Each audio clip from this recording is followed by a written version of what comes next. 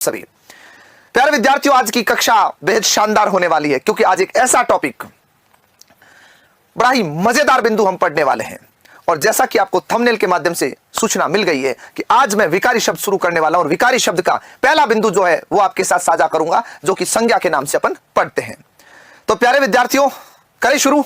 सभी को नमस्कार, सभी का स्वागत और खूब आशीर्वाद। ईश्वर आप पर विद्या रूपी धन यूं ही बरसाता रहे और मां सरस्वती की कृपा और मां लक्ष्मी की कृपा पर बनी रहे। इन्हीं अपेक्षाओं के साथ अपन चलते हैं अपने प्रकरण की ओर। और पहला बिंदु विकारी शब्द से वो है आपका संज्ञा।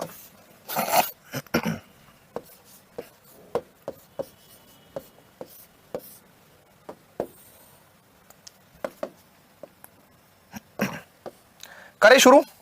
सभी को स्वागत, सभी को नमस्कार। चलो बिल्कुल, नमस्ते नमस्ते नमस्ते। आ जाओ। संज्ञा, संज्ञा की बात करते हैं तो सुनना विद्यार्थियों। सबसे पहली बात, आपसे एग्जाम में पूछे संज्ञा क्या है तो अच्छे से लेके बताना कि संज्ञा एक विकारी शब्द है।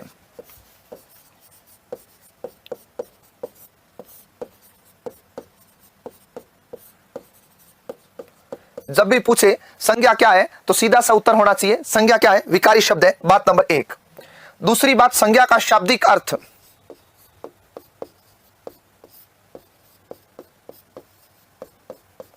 व्याकरण में दो चीजें हमेशा सीखिएगा, शाब्दिक और पारिभाषिक अर्थ। तो संज्ञा का शाब्दिक अर्थ क्या होता है? सभी का ज्ञान या सभी का नाम। ज्ञामन होती है जानने वाली।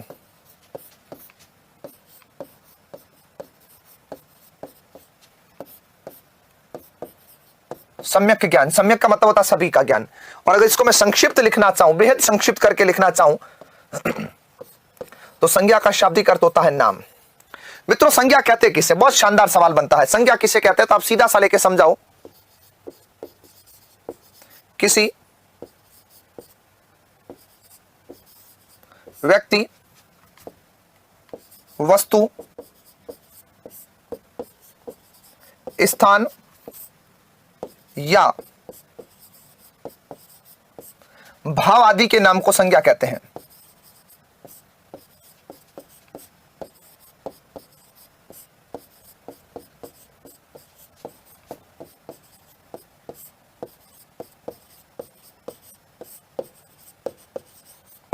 ओके?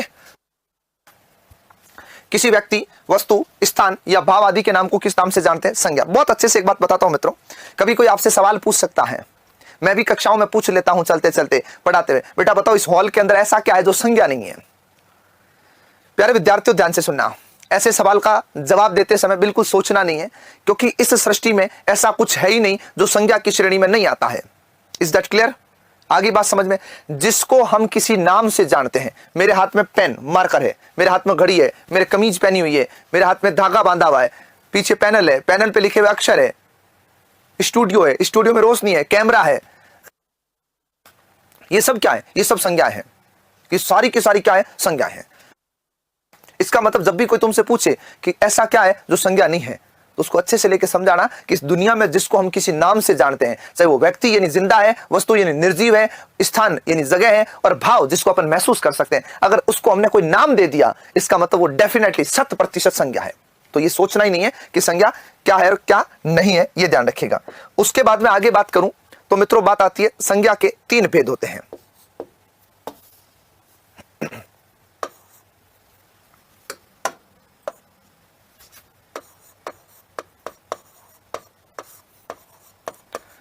संज्ञा के 3 भेद होते हैं। 5 की पिपुड़ी मत बजाना, ये ध्यान रखिएगा। भेद कितने होते हैं? 3। अब 3 की बात करता हूं तो थोड़ा धैर्य के साथ सुनिएगा।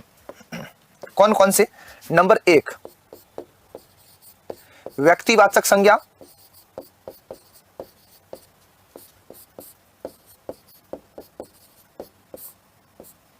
नंबर 2,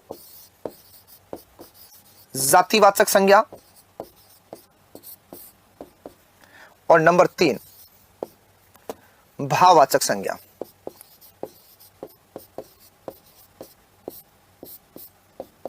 क्या है? भाववाचक संज्ञा। अब यहां पर लेके सुनिएगा, जातिवाचक के 2 उपभेद हैं। जातिवाचक के दो क्या है, उपभेद है, ध्यान रखिएगा। नंबर 1 समुदायवाचक संज्ञा। पहला कौन सा होगा, समुदायवाचक संज्ञा, ये ध्यान रखिएगा।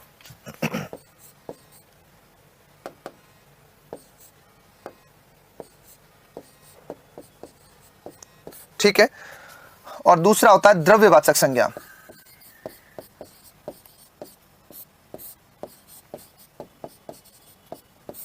कौन सा होता है, द्रव्यवाचक संज्ञा, ये ध्यान रखिएगा। समुदाय और द्रव्य दो उपभेद है जाति के। कई जगह आप भ्रमवश पढ़ते हो कि संज्ञा के 5 भेद होते हैं, ऐसा नहीं है, संज्ञा के 3 ही भेद होते हैं, ये लेके ध्यान रखना है। ये तो हो गई इसकी सामान्य बातें, ठीक है।